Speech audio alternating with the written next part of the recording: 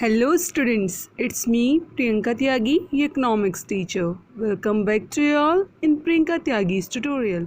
So lastly in chapter 2, that is consumer equilibrium, we studied about cardinal approach in which we talked about double commodity case in which law of equimarginal follows.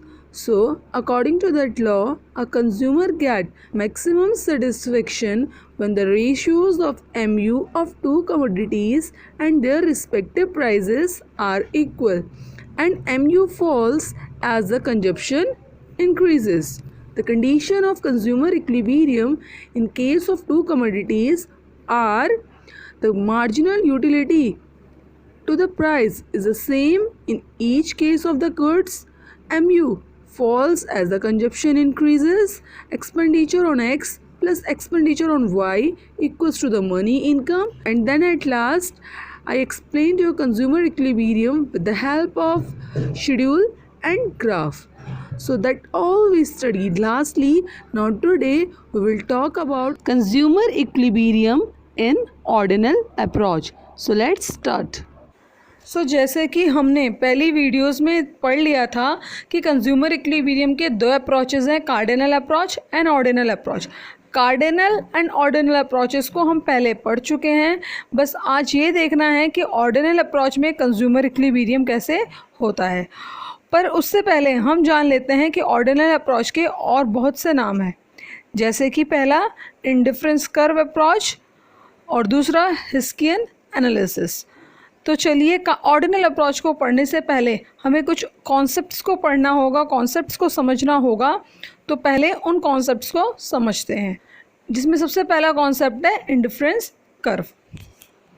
Indifference curve is a graphical representation of various alternative combination of bundles of two among which the consumer is indifferent. तो indifference curve graphical representation यानी graph में present किया जाता है जिसमें to goods के बहुत से अल्टरनेटिव कॉम्बिनेशन होते हैं, जिसमें कंज्यूमर भी इंडिफरेंट रहता है। इंडिफरेंट यानी कि वो भी कंफ्यूज्ड रहता है कि वो किस गुड्स को चूज़ करें। Because point on the indifference curve such combination of two commodities which gives him the same level of satisfaction। क्योंकि वो इसलिए इंडिफरेंट रहता है क्योंकि जो इंडिफरेंस कर्व में जितने भी पॉइंट्स होते हैं वो उसे सेम लेवल ऑफ सेटिस्फेक्शन देते हैं, और जहाँ हमें हर गुड्स में सेम लेवल ऑफ सेटिस्फेक्शन मिलता है तो वहाँ पर हर कोई कंफ्यूज हो जाता है कि वो किस कॉम्बिनेशन को चूज़ करें, क्योंकि हर कॉम्बिनेशन अच्छा रहता है। तो इंडिफरेंस कर्व यानी ग्राफिकल रिप्रेजेंटेशन दो कमोडिटीज़ का, जिसमें हम वेरियस अल्टरनेटिव बंडल्स को देख सकते हैं, various alternative combinations of bundles को देख सकते हैं, जिसमें कंज्यूमर इंडिफरेंट रहता है। और ये जो सारे पॉइंट्स हैं आपके इंडिफरेंस कर्व में, ये सेम लेवल ऑफ सेटिस्फेक्शन को शो करते हैं। टेबल में देखेंगे हम, ये पहला कॉलम है जो टेबल का, ये आपके कॉम्बिनेशंस को दिखाता है। यहाँ पे टू गुड्स हमने एप्पल्स और बनाना लिया है। एप्पल की जैसे जैसे हम क्वांटिटी को बढ़ाते हैं वैसे वैसे बनाना की क्वांटिटी घटती जाती है। नेक्स्ट हम ग्राफ में देखेंगे, ये जो आपका एक कॉन्वेक्स शेप का है, ये आपका इंडिफरेंस कर्व है। यहाँ पर पॉइंट पी में 1A यानी कि 1 एप्पल, 15B यानी कि 15 बनाना। अब जैसे हम बनाना के कम करेंगे कॉम्बिनेशंस को तो वहाँ पर एप्पल का बढ़ेगा। तो यहाँ पे 2 एप्पल 10 बनानास, फिर 3 Apple 6 bananas, 4 Apple 3 bananas and 5 Apple and 1 bananas. तो ये कुछ इस तरीके का आपका इंडिफरेंस कर्व आ जाता है। और यहाँ पर PQRST में जो भी आपके कॉम्बिनेशंस हैं यही आपके बंडल को रिप्रेजेंट करते हैं। नेक्स्ट हम समझेंगे इंडिफरेंस मैप। तो इंडिफरेंस मैप को हम सिंपल लैंग्वेज में ये भी बोल सकते हैं कि indifference map is a collection of indifference curve या फिर family of indifference curve. Indifference map में बहुत सारे इंडिफरेंस कर्व्स होते हैं, इसीलिए इसे फैमिली ऑफ इंडिफरेंस कर्व्स भी बोला जाता है या कलेक्शन ऑफ इंडिफरेंस कर्व भी बोला जाता है। सो अब हम डिस्कस करेंगे प्रॉपर्टीज़ ऑफ इंडिफरेंस कर्व। इन्हें प्रॉपर्टीज ऑफ इंडिफरेंस कर्व भी कह सकते हैं या फिर फीचर्स ऑफ इंडिफरेंस कर्व भी कह सकते हैं। पहली प्रॉपर्टी है हमारी इंडिफरेंस कर्व स्लोप्स डाउनवर्ड। तो इंडिफरेंस कर्व का जो स्लोप होता है वो डाउनवर्ड होता है।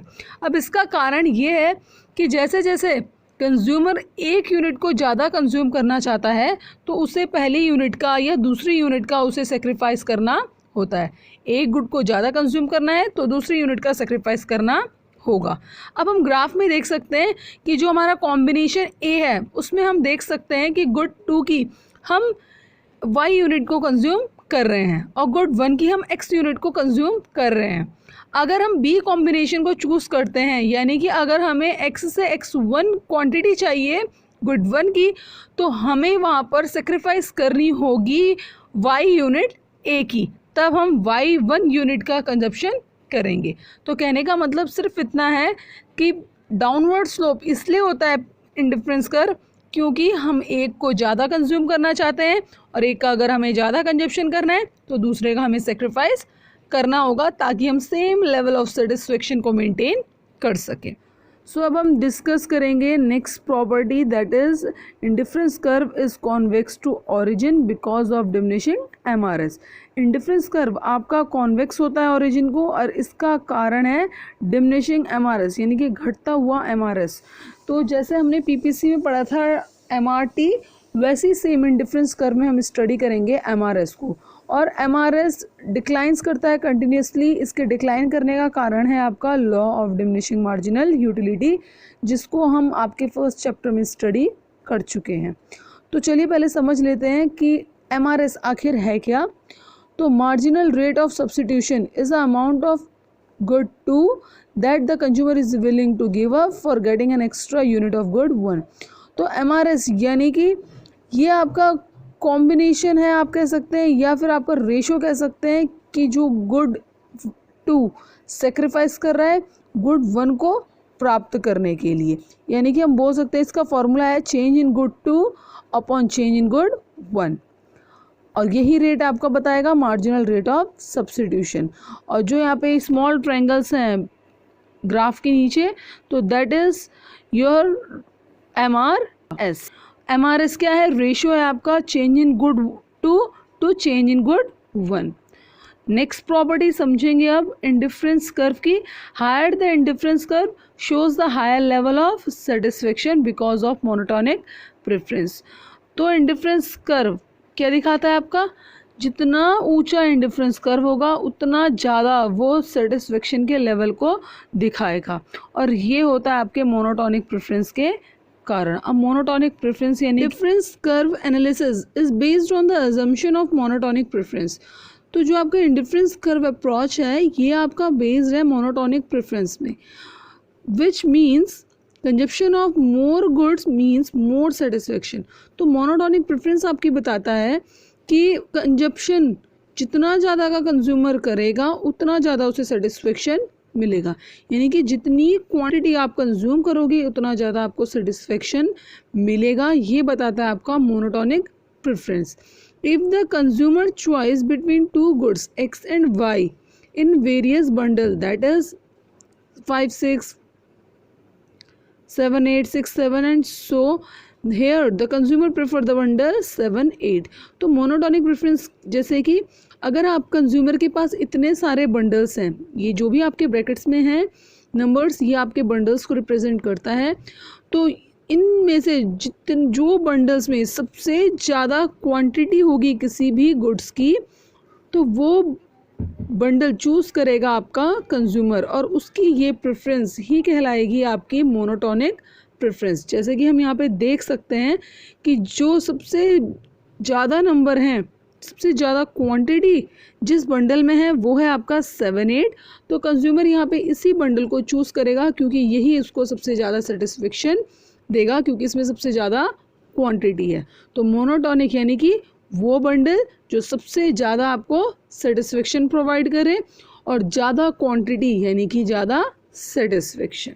और इसी कारण से जितना ऊंचा आपका इंडिफरेंस कर्व होगा, जितना हायर आपका इंडिफरेंस कर्व होगा उतना ज़्यादा आपको सेटिस्फेक्शन मिलेगा। नेक्स्ट प्रॉपर्टी अब हम देखेंगे indifference curve can never intersect each other as two curve can't represent same level of satisfaction. Indifference curve कभी भी एक दूसरे को इंटरसेक्ट नहीं कर सकते क्योंकि दो इंडिफरेंस कर्व कभी भी सेम लेवल ऑफ सेटिस्फेक्शन को नहीं दे सकते. जैसे कि हमने इंडिफरेंस कर्व की डेफिनेशन में पढ़ा था कि इंडिफरेंस कर्व में जितने भी आपके कॉम्बिनेशंस होते हैं वो सेम लेवल ऑफ सेटिस्फेक्शन को शो करते हैं. सो यहाँ पर जो पॉइंट ए है तो इंडिफरेंस कर्व की डेफिनेशन के अकॉर्डिंग इस पॉइंट ए को इक्वल टू होना चाहिए पॉइंट बी के और सी के. तो जो कि हम देख सकते हैं कि जो बी और सी हैं बिल्कुल डिफरेंट पॉइंट. और जैसे कि हमने पिछली प्रॉपर्टीज़ में पढ़ा था कि जितना हायर इंडिफरेंस कर्व होता है उतने ज़्यादा सेटिस्फेक्शन को वो शो करता है. और यहाँ पे जो सी पॉइंट है वो आपके बी पॉइंट से ऊपर है यानी कि वो ज़्यादा सेटिस्फेक्शन को शो करता है. तो यहाँ पर ए और सी तो एक बार के लिए इक्वल हो जाएंगे पर ए और बी कांट बी इक्वल. तो जिससे हम इजीली कंक्लूड कर सकते हैं कि हाँ इंडिफरेंस कर्व कभी भी एक दूसरे को इंटरसेक्ट नहीं कर सकते बिकॉज यहाँ पे जो मिलने वाला सेटिस्फेक्शन है वो डिफरेंट जा रहा है आपके दोनों कर्व्स में. Next and the last property आपकी इंडिफरेंस कर्व की that is indifference curve can never touch x axis or y axis which means satisfaction of any of the commodity can't be zero. Indifference curve कभी भी x axis को या y axis को touch नहीं कर सकते क्योंकि कभी भी किसी भी कमोडिटी से मिलने वाला जो सेटिस्फेक्शन है वो जीरो नहीं हो सकता. So that all we study today. So now it's time to revise. तो आज हमने सबसे पहले पढ़ा इंडिफरेंस कर्व के बारे में. तो इंडिफरेंस कर्व यानी कि ग्राफिकल रिप्रेजेंटेशन है दो कमोडिटीज़ की जो बहुत से अल्टरनेटिव कॉम्बिनेशंस को हमें शो करता है. उसके बाद हमने इंडिफरेंस कर्व को ग्राफ से और टेबल की मदद से समझा. उसके बाद हमने देखा इंडिफरेंस मैप. तो इंडिफरेंस मैप यानी कि it is a family of indifference curves. Higher the indifference curve shows the higher level of satisfaction. Next हमने देखी properties of indifference curve. So पहली प्रॉपर्टी थी कि इंडिफरेंस कर्व आपका डाउनवर्ड स्लोपिंग होता है और उसका रीज़न ये है कि जैसे हम अगर एक यूनिट को ज़्यादा कंज्यूम करना चाह रहे हैं तो दूसरे को हमें सेक्रीफाइस करना पड़ता है जिसके वजह से डाउनवर्ड स्लोपिंग होता है आपका इंडिफरेंस कर्व. दूसरी प्रॉपर्टी थी आपकी कि indifference curve is convex to origin. तो उसका रीज़न है it is because of MRS. Next था आपका कि जितना हायर इंडिफरेंस कर्व होगा उतने ज़्यादा सेटिस्फेक्शन को शो करेगा. नेक्स्ट प्रॉपर्टी थी इसके बाद कि इंडिफरेंस कर्व कभी भी इंटरसेक्ट नहीं करते हैं एक दूसरे से. And the last property indifference curve कभी भी एक्स एक्सिस पे या वाई एक्सिस को टच नहीं करते क्योंकि कभी भी मिलने वाला सेटिस्फेक्शन किसी भी कमोडिटी से ज़ीरो नहीं हो सकता. So that all we studied today. Thank you and please do like, share and subscribe to my channel.